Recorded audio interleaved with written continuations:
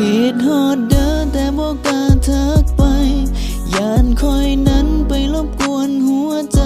พยายามทุกทางเพื่อลืมเจ้าทุกอย่างแต่บ่มีวันลืมเจ้าได้เลยอยากได้ยินเสียงแต่บ่กล้าโทรไปได้แต่ส่องเฟซแล้วก็กดทึกใจขอโทษที่ยังลืมเจ้าบ่ได้แต่ขอสัญญาสิบ่ไปวุ่นวายกับเจ้าอีกแล้วบ่ต้องเว้าเฮาก็หูดีคนที่ผิดก็คือกูนี่บ่ได้โทษไผเหตุใดต้องหักให้ไว้แต่หัวใจมันยังบ่ลืมมันยังจะฟื้นหักเจ้าต่อไป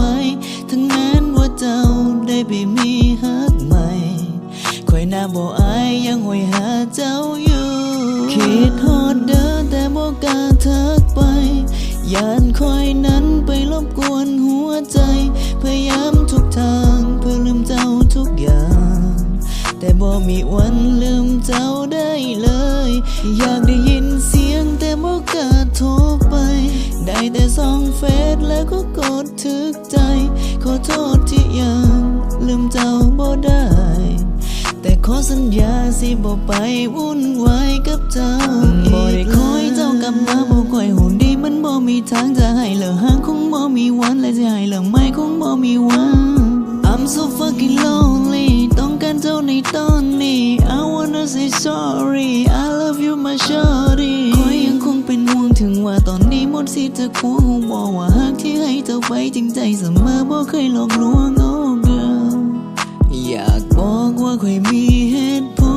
ลแต่ตอนนี้เจ้าก็ค่อยยังคิดฮอดตอนที่เฮากอดไว้ถึงว่ามื้อนี้เจ้านั้นไปกอดไผ